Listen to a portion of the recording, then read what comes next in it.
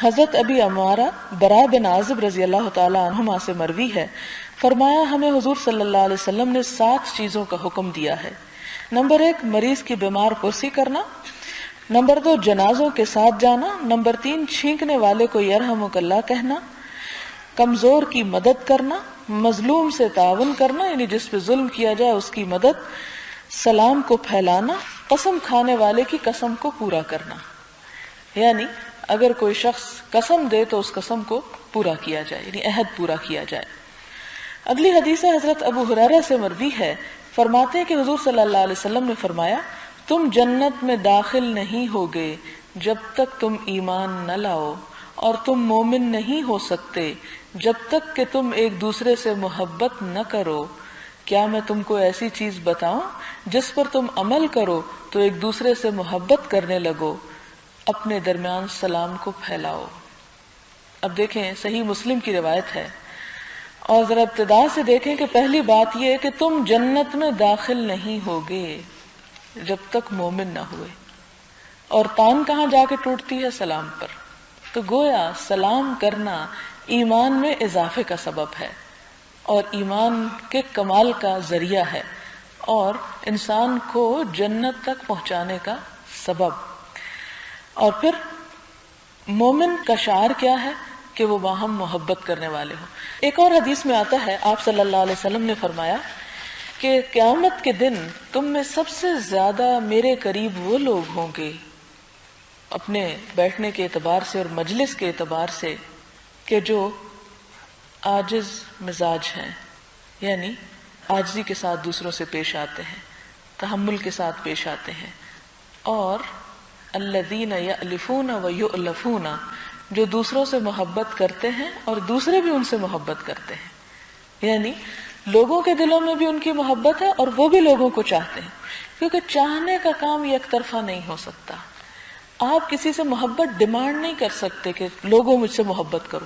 یہ طریقہ نہیں ہو سکتا۔ اس کے لیے آپ کو خود آگے ہاتھ بڑھانا ہوگا اور یہ انتظار کیے بغیر کہ دوسرا کیا کرتا ہے، اپنی طرف سے جو اچھا سلوک آپ کر سکیں وہ کریں، اور وہ معاشرہ اور وہ افراد جو آپس میں مل جل کر رہیں، بغض اور حسد اور برے جذبات سے اپنے آپ کو بچا کے ایک دوسرے کے ساتھ گھل مل کر رہیں، وہ زیادہ پسندیدہ ہیں اللہ تعالیٰ کو بنسبت اس کے کہ جو ہر وقت ماتھے پہ بل رکھے، لیے دیے رہے، غضبناک رہے اور دوسروں سے ہر وقت شکایت ہی شکایت ہو اس کو۔ کیونکہ ہمارے ہاں کچھ شخصیات ایسی ہوتی ہیں کہ جنہیں ہر وقت دوسرے سے کچھ شکایت ہی رہتی ہے، اور جہاں بیٹھیں گے وہ کوئی بھلی بات کرنے کی بجائے لوگوں کے رویے پر ہی شکایت کریں گے۔ اور عموماً یہ ہوتا ہے کہ گھروں میں تو مخصوص افراد رہتے ہیں، والدین ہوتے ہیں جن سے انسان کو فطری محبت ہوتی، اولاد ہوتی ہے جن سے والدین کو فطری محبت ہوتی، لیکن ایسی جگہ پہ رہنا کہ جہاں والدین اور اولاد نہیں ہوتے بلکہ مختلف قسم کے لوگ ہوتے ہیں، مختلف طبیعتوں کے، مختلف مزاج کے، تو ان کے ساتھ اچھی طرح پیش آنا اور ان کے ساتھ محبت کرنا اور ان سے کروانا، یہ بندہ مومن کی ایک پہچان ہے اور اس کا خاص طور پر اہتمام کرنا چاہیے۔ اور ہم میں سے ہر ایک کو اپنے بارے میں سوچنا چاہیے کہ کیا لوگوں کے دلوں میں میری محبت ہے، اور اگر یہ معلوم کرنا ہو تو یہ دیکھیں کہ کیا میرے دل میں لوگوں کی محبت ہے۔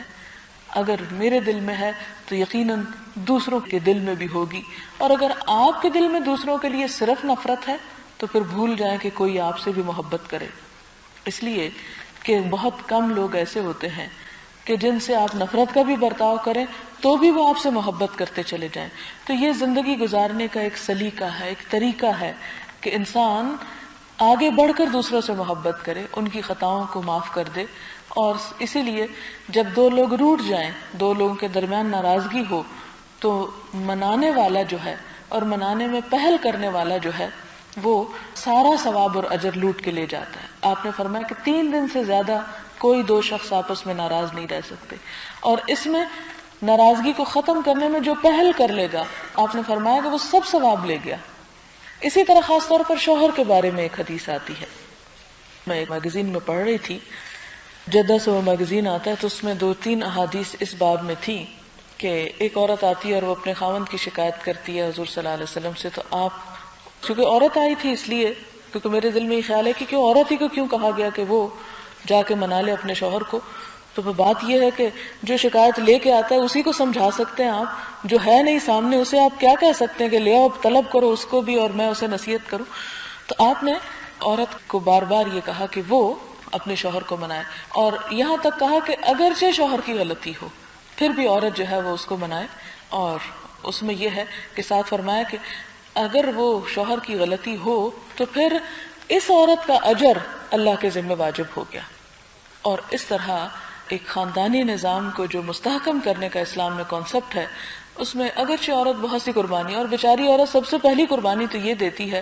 کہ اپنے ماں باپ اور گھر بار اور وہ سب کچھ بچپن کی وہ سہیلیاں اور کھلونے اور وہ سارا ماحول چھوڑ کے دوسرے گھر میں آ جاتی ہے. یہ بہت بڑی قربانی ہوتی ہے ایک لڑکی کی. لیکن جب وہ اتنا کچھ چھوڑ آئی، اتنی بڑی ہجرت کر لی اس نے، تو پھر